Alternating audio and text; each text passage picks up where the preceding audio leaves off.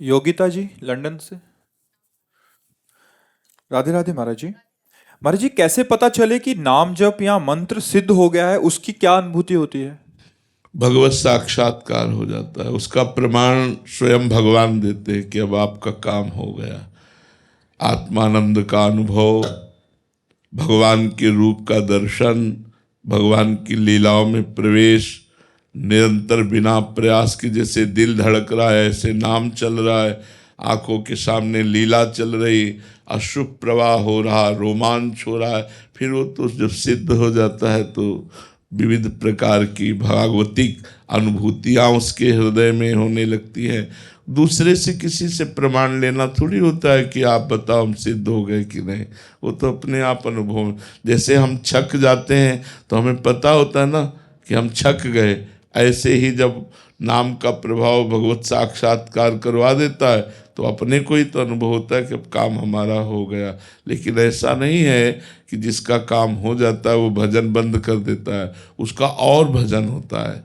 भजन की भूख बढ़ जाती है, प्रेम में और भजन बढ़ जाता है, और भगवान से मिलन की व्याकुलता होती है, मिल के फिर मिलन की व्याकुलता होती है। तन मन के बिछुरे नहीं, चाह बढ़े दिन रैन, कबहू संयोग न मानही, देखें भरी भरी नयन। न तन से दूरी न मन से दूरी, पर फिर भी मिलने की चाह। यही भगवत स्वरूप का महिमामय रूप है। उसी में आसक्त चित्त होकर निरंतर डूबा रहना, ये सिद्ध महापुरुषों का स्वरूप है। और सिद्ध की जो पहचान है वो ये है कि सबसे पहली बात, वो ममता किसी से नहीं करता। जो ममताहीन है, ना अपने शरीर से न शरीर संबंधियों से, ना किसी से वो सम्मान चाहता है, किसी से भी सम्मान नहीं चाहता। सम्मान मिलने पर भी उसे अंदर से स्वीकार नहीं करता, क्योंकि दूसरा कोई है ही नहीं, एक परमात्मा है। तो परमात्मा से थोड़ी सम्मान चाहेगा, अपने इष्ट से थोड़ी सम्मान चाहेगा। तो निर्माण अमोहा जित संग दोषा, किसी भी संग का उसके ऊपर प्रभाव नहीं पड़ता। चाहे वो कितने भी गलत आचरण वालों के बीच में हो, जो रही उत्तम प्रकृति का कर सकत कुसंग, चंदन विष व्यापत नहीं लपटे रहत भुजंग। वो महापुरुष अपने बीच बाजार में भी समाधिस्थ होगा, विषयों के बीच में भी वो निर्विषय होगा, क्योंकि जित संग दोषा। अध्यात्म नित्या, नित्य वो आत्मा में ही चिंतन परायण है, आत्मा में ही तृप्त, आत्मावान वो अपने स्वरूप में रहता है। विनिवृत्त कामा, जिसकी समस्त कामनाएं निवृत्त हो चुकी हैं। द्वंद्व विमुक्ता, जो समस्त द्वंद्वों से मुक्त हो चुका है, मान अपमान लाभ हानि सुख दुख आदि द्वंद्वों से। और जो सुख दुख में समान भाव रखता है वही परम पद का अधिकारी अर्थात सिद्ध हुआ पुरुष होता है। जो मान रहित, जो मोह रहित, जो संग दोष रहित, जिसकी सारी कामनाएं शांत हो चुकी हैं, ब्रह्मभूता प्रसन्नात्मा, जिसको भगवत तत्व का अनुभव हो जाता है, वो प्रसन्नात्मा रहता है। उसमें किंचन मात्र कहीं शोक या हर्ष नहीं, प्रसन्नात्मा। न सोचती न कांक्षति, न कोई सोच है न कोई चाह है। वो पराभक्ति को प्राप्त हुआ महापुरुष है, अखंड प्रसन्नता प्राप्त हो जाती है। महाराज जी, हम संसार में ऐसा समझा जाता है कि सिद्ध वो है जैसे हवा में उड़ रहा है, पानी पे चल रहा है। इन सिद्धियों का त्याग करने के बाद ही ये सिद्धि प्राप्त होती है। गोस्वामी तुलसीदास जी ने लिखा है कि जब साधक की साधना बढ़ती है तो ये लौकिक सिद्धियां हैं, माया जनित सिद्धियां हैं। ये माया में ही तो उड़ रहा है, माया में ही तो सारा दृश्य है, तो माया को थोड़ी पार कर पाया है, माया के अंतर्गत है।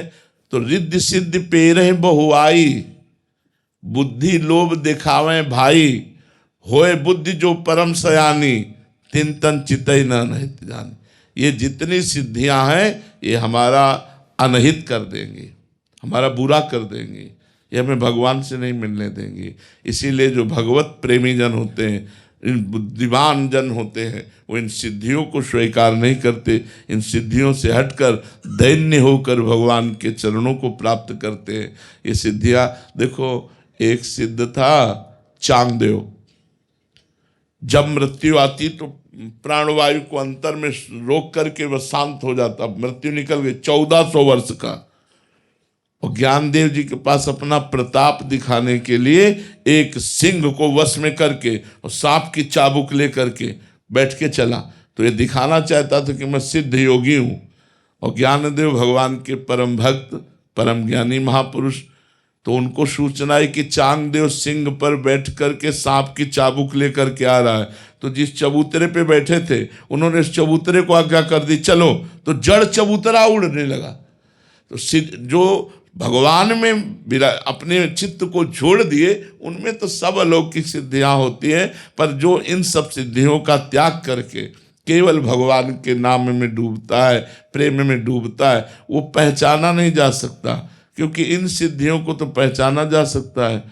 शुरुआत में जब साधना प्रारंभ की थी, नैष्ठिक ब्रह्मचर्य और गायत्री का अनुष्ठान पुरस्चरण, ये तो 30-35 वर्ष पहले की बात कह रहे हैं। छोटी मोटी ये सब सिद्धियाँ, दूर की बात जान लेना, दूर की बात सुन लेना, ये सब हमने जो सोचा तत्काल हो गया, ये बहुत सब शुरू में है। पर जब ये पढ़ा कि अनहित हो जाएगा, इससे आगे उन्नति नहीं होगी, भगवत प्राप्ति नहीं होगी, तब लगा अरे ना ना भाई ये सब नहीं चाहिए हमें, तो भगवान के। तो धीरे धीरे सब वृत्ति शांत होती हुई, तो ये सिद्धावस्था का मतलब है भगवान के प्रेम में डूब जाना, भगवान की प्रेमानंद की मस्ती में डूब जाना। ये छोटी मोटी सिद्धियाँ, एक ही शरीर कई जगह दिखाई देना, पर्वत में भी प्रवेश कर जाना, तुम्हारे मन की बात जान लेना, ये कोई खास बात नहीं। आकाश में उड़ना, ये कोई खास बात नहीं। खास बात है भगवान को प्रेमाधीन, भगवान को अपने अधीन कर लेना, प्रेम में रो रो कर भगवान को अपने अधीन कर लेना, ये सबसे खास बात है। भगवान पीछे पीछे डोलते हैं भक्तों के, ये खास बात है। ये सिद्धियाँ आए तो महाराज जी एक जने आए थे, वो कह रहे थे कि हम बस नाम जब इसलिए करना है कि मेरे में एक आधी सिद्धि आ जाए तो आ जाएगी, बिल्कुल आ जाएगी। वो नाम जब करें, डट के करें, जो चाहेंगे वो जान लेंगे, जो चाहेंगे वो। क्योंकि महाराज जी स्वार्थ से ही सब लगते हैं, तो उनको लगता है कि एक आधा उड़ने लग जाऊं, पत्थर में चले जाऊं या पानी पे चलने लग जाऊं, कुछ तो आ जाए। बड़े बड़े अपराध बन जाते हैं अगर सुलझा हुआ सिद्ध ना हो, तो अपराध बन जाते हैं। एक सरल संत नाव में अपने शिष्यों के साथ बैठकर गंगा जी पार कर रहे थे, तो एक नौजवान जो योग के द्वारा सिद्धि प्राप्त किए थे जल स्तंभन की, तो गंगा जी के जल को स्तंभित कर दिया और खड़ाऊ पैर कर जा रहे थे। नाव में जो बैठे हुए सिद्ध संत थे वो पहुंचे हुए भगवान में चित्त जोड़े हुए, वो देखते ही समझ गए कि हमको नीचा दिखाने के लिए ये खड़ाऊ पहनकर गंगा जी में चल रहा है। गंगा जब पार हुए तो वो पास में पूछा, हे महात्मा कहाँ से आए हो? वो कुछ नहीं बोले। नाविक से कहा कितना रुपया हुआ? तो उनका 2 रुपया आदमी। बोले 2 रुपया।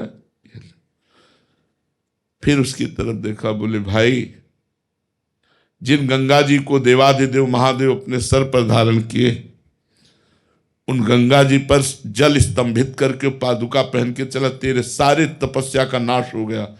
2 रुपये में जो हमने काम कर लिया वो सारी तपस्या नष्ट करके तूने दिखाया। क्या ये प्रदर्शन? तो कभी कभी अगर सही ज्ञान न हो तो सिद्धियों से कई तरह के अनहित भी हो जाते हैं। तो क्या संत का यही स्वरूप है? संत का स्वरूप है जैसे विभीषण जी को जब रावण ने लात मारी और विभीषण जी ने हाथ जोड़कर कहा, तुम पितु सरिस भले ही मुहि मारा, राम भजे हित नाथ तुम्हारा। तो भगवान शंकर बोल पड़े, उमा संत कही है बड़ाई, करत मंद जो करे भलाई। यही संत की साधुता है कि अगर तुम गाली दो और वो तुम्हारा मंगल कर दे, लेकिन अगर सिद्धियां होंगी तो फिर ऐसा, फिर वो चमत्कार दिखाएगा कि जैसे एक शालिग्राम को सिद्ध किए मंत्र से, और ऐसे करते तो शालिग्राम उठ जाते, ऐसे करते तो शालिग्राम नचा रहे थे। तो लोग बहुत प्रभावित हुए कि इतना बड़ा भक्त की चुटकी में शालिग्राम को नचा रहा है। जब एक संत जो भजन करते थे उनके शिष्य भिक्षा मांगने गए, उन्होंने बताया कि आज हमने ऐसे सिद्ध को देखा। बोले ऐसा सिद्ध हो ही नहीं सकता, कोई भगवान का प्रेमी अपने भगवान का प्रदर्शन नहीं कर सकता। वो भगवान का प्रेमी नहीं है, वो कुछ ऐसे जादू तंत्र मंत्र जानने वाला तांत्रिक है। तो बोले प्रभु फिर इससे तो भक्तों को बड़ी हानि हो जाएगी, वो फंसा लेगा भक्तों को। तो बोले आप चलो। बोले हम चलेंगे तो उसकी कोई सिद्धि काम करेगी नहीं। बोले आप जरूर चलो। तो बोले चलो। तो गए। बोले भाई आप दिखाते हैं शालिग्राम भगवान को अपनी चुटकी के अनुसार नचाते हैं, अब नचा के दिखाओ। उसने कुछ नहीं, क्योंकि भगवान नाम जापक में जो सामर्थ्य होती, सुमिर पवन सुत पावन नामू अपने बस करी राखे रामू। नाम की महिमा देखो, राम नाम जपने वाला राम को अधीन कर लिया। ये छोटी मोटी सिद्धियों की बात क्या। अब उसने कहा कि ये संत आए हैं, इन संत से कहा आप जाइए। नहीं, जब तक आप नहीं जाएंगे हमारी सिद्धि काम नहीं करेगी। तो उनका ये तुम जो त्राटक के द्वारा अपनी मनो एकाग्रता के द्वारा ये सिद्धि प्रकट करके लोगों को लुभायमान करके पैसा ले रहे हो, इससे तुम्हें नरक की प्राप्ति होगी।